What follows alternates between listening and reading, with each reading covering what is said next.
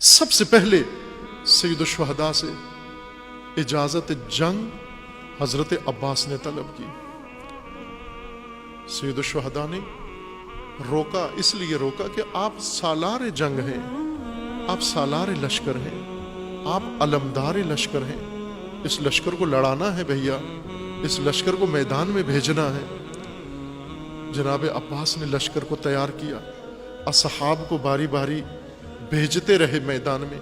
جسے حضرت عباس میدان میں بھیجتے وہ میدان میں جنگ کرتا، اور جب وقت شہادت آتا ندا دیتا یا مولا الیہ الیہ یا مولا، اور پھر حسین ابن علی اٹھا کر اس کی لاش کو گنج شہداء میں لے آتے.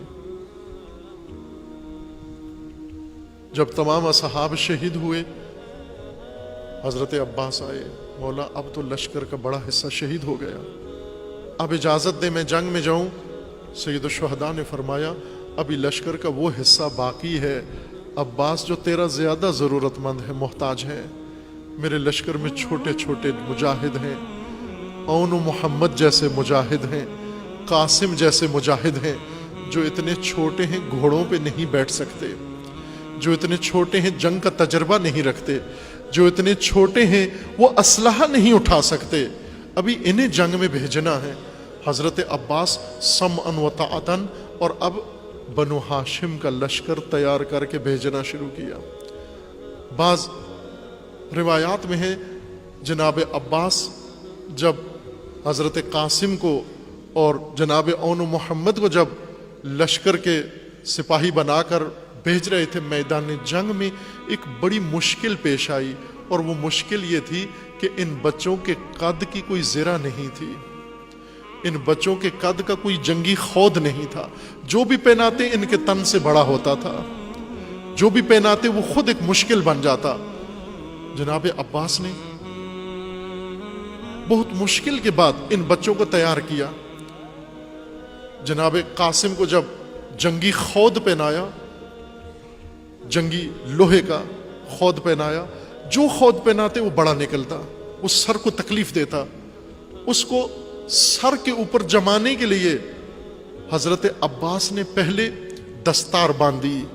قاسم ابن حسن کے سر کے اوپر 12-13 سال کا بچہ دستار باندھی، دستار باندھ کے پھر اس کے اوپر خود رکھا، پھر اس کو خود کو گلے کے ساتھ باندھا، پھر زرہ پہنائی جو حضرت قاسم کے قد سے بہت بڑی تھی، اور پھر اس کے بعد نیزہ تھمایا اور پھر میدان پہ روانہ کیا. دشمن کا سپاہی لکھتا ہے کہ ہم نے دیکھا کہ یہ بچے جب چاند جیسی صورتیں حسین کے خیام سے میدان میں آتے تو ان کے نیزے ایک انی ہاتھ میں ہوتی اور دوسرا حصہ زمین پہ گھسٹتا ہوا آ رہا ہوتا، اور یہ لعین ان بچوں کو گھیر کے مارتے. جس لعین نے ارادہ کیا قاسم بن حسن کو شہید کرنے کے لیے، جب یہ بچہ میدان میں آیا تو ایک لعین کہنے لگا میں صبح سے انتظار کر رہا ہوں، میرے حصے میں ابھی تک کوئی بھی نہیں آیا، میں انعام سے محروم رہ جاؤں گا، میرے حصے میں ابھی تک کوئی نہیں آیا، میں انعام سے محروم رہ جاؤں گا، یہ جوان میرا ہے. اس نے لفظ استعمال کیا عربی زبان میں، چھوٹی عمر کے نونہال کو غلام کہا جاتا ہے. کہنے لگا یہ غلام میرا ہے، یہ نونہال میرا ہے. یہ راوی کہتے ہیں میں نے اسے کہا لعین یہ چاند جیسی صورتیں قتل کے لیے نہیں ہوتی، تو ارادہ رکھ رہا ہے اس جوان کو شہید کرے گا، تو اس جوان کو قتل کر کے انعام لے گا ملعون. کہا وہ باز نہیں آیا، اور اس نے حملے کے وقت جنگ کے اثناء میں چھپ کے غفلت سے قاسم ابن حسن پہ وار کیا، غفلت کے ساتھ کہ معلوم نہ ہونے دے کہ یہ سامنے نہیں آیا، بچے کے سامنے نہیں آیا، پیچھے سے چھپ کے وار کیا. اور یہی منظر بار بار تکرار ہوا. جب سب میدان میں جا چکے، اب کوئی چھوٹا بھی نہیں رہا میدان کے اندر، سوائے حسین ابن علی کے، سوائے جناب زین العابدین کے، اور سوائے علی اصغر کے اب کوئی بھی نہیں میدان کے لیے. حضرت عباس التجا کرتے ہیں مولا اب تو لشکر سارا چلا گیا، اب علمدار اب سالار کو اجازت دیں، فوج ہی نہیں ہے، اب میں کس کی سالاری کرنی ہے مولا، اب اجازت دیجئے۔ سید الشہداء نے اجازت دے دی، جو بھیا جو جنگ کی تیاری کرو۔ جناب عباس نے تیاری کی جنگ کی، جا کر لباس جنگ پہنا، تیار ہوئے، لیکن روانگی سے پہلے سید الشہداء نے فرمایا میرے علمدار، آپ کے جانے کے بعد ان پیاسوں کے لیے پانی کی کوئی امید نہیں ہے۔ عباس، آپ کو معلوم ہے بچے پیاسے ہیں، بیبیاں پیاسی ہیں، آخری دفعہ میرے بھیا کوشش کر لو، شاید پانی لانے میں کامیاب ہو جاؤ۔ جناب عباس خیمے کی طرف آتے ہیں اور آ کر منظر دیکھتے ہیں کہ چھوٹی سی بچی ہے چند سال کی، اور تشنا بچوں کو لے کر کبھی ایک خیمے میں جاتی ہے، کبھی دوسرے خیمے میں جاتی ہے۔ ہر خیمے میں پہنچ کر بچوں کو کہتی ہے بچوں اس مشکیزے میں پانی ہوگا، جب اٹھاتی ہے اس کو الٹتی ہے، وہ خشک نکلتا ہے، اسے چھوڑ کر دوسرے میں جاتی ہے۔ جناب عباس یہ منظر دیکھتے ہیں، آنکھوں سے آنسو جاری ہو جاتے ہیں۔ حضرت عباس نے خیمے سے ایک خشک مشکیزہ اٹھایا اور نیزہ اٹھایا، اور جب خیمے سے نکلنے لگے تو بچی تمام بچوں کو مخاطب ہو کے کہتی ہے بچوں ابھی تک پانی نہیں تھا، میں تسلیاں دے رہی تھی، بچوں پانی نہیں تھا، میں تمہیں تسلیاں دے رہی تھی، اب وعدہ کرتی ہوں پانی آ جائے گا، بس تھوڑا انتظار کر لو۔ بچے پوچھتے ہیں بی بی اب پانی کہاں سے آ جائے گا؟ بی بی فرماتی ہے دیکھتے نہیں میرے چچا عباس پانی لینے جا رہے ہیں، میرے چچا عباس پانی کے لیے جا رہے ہیں۔ بی بی بچوں کو لے کر خیمے کے در پہ بیٹھ جاتی ہے اور نگاہیں مقتل میں لگا لیتی ہے، اور عباس روانہ ہو جاتے ہیں تشنگان حسین کے لیے، آل رسول کے لیے پانی لینے جاتے ہیں۔ پانی پہ پہرا لگا ہوا ہے، پہرا تہ بتہ لگا ہوا ہے، ہر تہ کو صفوں کو پچھاڑتے ہوئے جناب عباس اپنے آپ کو پانی تک پہنچا دیتے ہیں، گھوڑے کو نہر میں ڈالتے ہیں اور مشکیزہ بھرتے ہیں۔ اس وقت جناب عباس نے اپنے چلو میں پانی بھرا نہر کا، اور اس کے اندر اپنا عکس دیکھا اور اپنے آپ کو خطاب کیا، اے نفس عباس تو تشنا ہے، اے عباس کا گلو تو تشنا ہے، پانی پینے کو جی کرتا ہے، یہ پانی بڑا گوارا ہے، لیکن عباس تیرا مولا حسین تجھ سے زیادہ تشنا ہے۔ اے عباس، اے ابو الفضل، اے ام البنین کے بیٹے، تیرے مولا کے بچے تجھ سے زیادہ پیاسے ہیں۔ حضرت عباس نے وہ پانی دوبارہ نہر میں ڈال دیا۔ بعض روایات میں لکھا ہے، مستند روایات میں لکھا ہے کہ حضرت عباس نے، چونکہ اہل بیت کے اور سید الشہداء کے لشکر کے گھوڑے بھی پیاسے تھے، ان حیوانوں نے بھی پانی نہیں پیا تھا، حضرت عباس نے جب گھوڑا نہر میں ڈالا اس گھوڑے نے لب نہیں لگائے، چونکہ ابھی عباس نے پانی نہیں پیا، گھوڑے نے بھی پانی نہیں پیا، تشنا گھوڑا تھا، تشنا واپس آ گیا۔ گھوڑے کو نہر سے نکالا، مشک کو اپنے قابو میں لیا اور خیموں کی طرف ایڑ لگائی۔ عمر سعد نے روکنے کے لیے کہا لشکر کو کہ روکو، پانی خیموں میں نہ پہنچنے پائے، اگر یہ پانی خیموں میں پہنچ گیا، علی کے بیٹوں نے، عباس اور حسین نے پانی پی لیا، پھر یہ جنگ ختم نہیں ہو سکتی، پھر تمہاری جیت شکست میں بدل جائے گی، یہ پانی نہ جانے پائے۔ یہ لعین سب حلہ بولتے ہیں، حضرت عباس کے ساتھ جنگ شروع کرتے ہیں۔ حضرت عباس نے جنگ نہیں، پانی کو بچانا ہے، پانی کو خیموں میں لے کر جانا ہے۔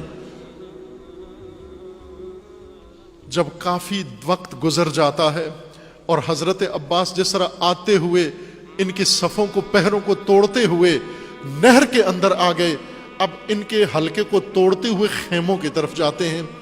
عمر سعد لعین کہتا ہے یہ پانی ہرگز نہ پہنچے۔ ایک لعین بڑھ کر حضرت عباس کے اس بازو پہ وار کرتا ہے جس سے مشکیزہ تھاما ہوا تھا، بازو قلم ہو جاتا ہے۔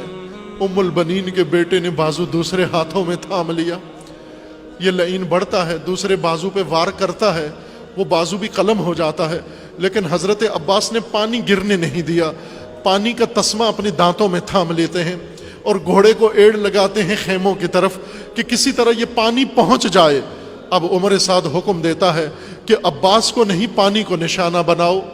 ایک لعین تیر لگاتا ہے کمان کے اندر اور حضرت عباس کے دانتوں میں تسمے میں حضرت عباس کے دانتوں میں پکڑے ہوئے مشکیزے کو نشانہ بناتا ہے، تیر مشکیزے میں لگتا ہے، مشکیزے کا سوراخ ہوا، پانی سارا بہہ جاتا ہے۔ جب پانی ریت پہ بہہ گیا، حضرت عباس نے حسرت کے ساتھ پانی کو دیکھا اور حسرت کے ساتھ خیموں کو دیکھا، اور پھر اس کے بعد خیمے جانے کا ارادہ ترک کر دیا، پھر اس کے بعد خیمے کا رخ بدل دیا، اب جنگ کا ارادہ کر لیا۔ اب ام البنین کے بیٹے نے جنگ شروع کر دی، لیکن عزادارو جانتے ہو جنگ تو ہاتھوں سے ہوتی ہے۔ جس کے ہاتھ ہی نہیں ہے، جس کے پاس نیزہ نہیں ہے، جس کے پاس تلوار نہیں ہے، جس کے پاس ڈھال ہی نہیں ہے، وہ جنگ کیسے کرے گا؟ لیکن اس کے باوجود علی کا شجاع بیٹا، علی کا علی بیٹا، حیدر کا حیدر بیٹا کٹے ہوئے بازوؤں سے جدھر گھوڑے کو ایڑ لگاتا، یہ لعین وہاں سے بھاگ جاتے۔ دیکھا بازو کٹ گئے ہیں لیکن عباس پہ کامیابی نہیں ہو رہی۔ ایک لعین اس حلقے میں سے نکل کر حضرت عباس کے سر اقدس پہ گرز کا وار کرتا ہے۔ جب وزنی گرز کا لگنا تھا، عباس زین سے زمین پہ آ گئے، اور جب زمین پر آئے تو ندا دی، الیہ الیہ یا مولا، اے مولا آئیے۔ اب بھیا آئیے، عباس زین پہ نہیں، اب سید الشہداء جو در خیمہ پہ بیٹھے ہوئے انتظار کر رہے تھے، انتظار فرما رہے تھے، جب حضرت عباس کی آواز سنی تو حسین ابن علی کی آواز نکلی، اے عباس انکسرت ظہری، اے عباس میری کمر ٹوٹ گئی، اے عباس تیری شہادت نے کمر توڑ دی، تیری ندا نے کمر توڑ دی، عباس میں کیسے اٹھوں؟ سید الشہداء نے اپنے آپ کو اپنے بھیا کی لاشے پہ پہنچایا، جناب عباس تک پہنچایا۔ روایات میں لکھا ہے کہ اس وقت حضرت عباس کے نفس جاری تھے، سانسیں جاری تھیں۔ جناب سید الشہداء نے اٹھایا، اپنے بھائی کے سر کو اپنی آغوش میں لیا، زانوں پہ رکھا، گرز کی وجہ سے خون بہ رہا تھا، دونوں آنکھوں میں خون بھر گیا۔ جناب سید الشہداء نے اپنی عبا سے آنکھوں سے خون صاف کیا۔ جب خون صاف ہوا تو پھر فرمانے لگے، بھیا مجھے معلوم ہے تکلیف بہت ہو رہی ہے، بازو کٹے ہوئے ہیں اور سر پہ شکاف آ گیا ہے، بھیا میں ابھی خیمے لے جاتا ہوں، ابھی بہنوں کے پاس لے جاتا ہوں، بہنیں مرہم کریں گی، میرے بھیا آرام آ جائے گا۔ جب خیموں کا نام آیا تو جناب عباس کی آنکھوں میں خون بھرا تھا، لیکن آنکھیں کھولی اور اشارہ کیا اور منع کر دیا کہ مولا مجھے خیمے میں لے کر نہیں جانا۔ جناب سید الشہداء پوچھتے ہیں، بھیا خیمے کیوں نہ لے کر جاؤں؟ جناب عباس نے اشارہ کیا آنکھوں سے کہ خیموں میں جب میں آ رہا تھا تو سکینہ نے بچوں کو بٹھا کے وعدہ دیا تھا کہ میرے چچا پانی لا رہے ہیں، اب میں کس شرمندگی سے جاؤں گا، میں تشنہ بچوں کو کیسے منہ دکھاؤں گا؟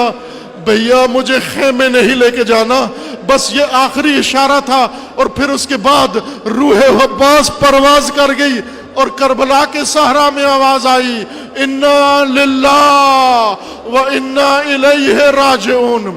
سید الشہداء نے اپنے بھائی کو وہیں پر چھوڑا اور بھائی کا نیزہ اٹھایا اور بھائی کا مشکیزہ اٹھایا اور خالی ہاتھ، خون ہاتھ پہ لگا ہوا جب خیموں میں واپس آ رہے ہیں، در خیمہ پہ بیبیاں دیکھ رہی ہیں، منتظر ہیں، بچے دیکھ کے منتظر ہیں، لیکن جب حسین علیہ السلام کو دیکھا کہ خالی آ رہے ہیں اور عباس نہیں ہے تو بی بی بچوں کو کہہ رہی ہے، بچوں اب پانی نہیں ملے گا، اب پانی پلانے والا کوئی نہیں۔ اور زینب اولیاء فریاد کر کے بیبیوں کو فرماتی ہے، بیبیوں اپنے پردے سنبھالو۔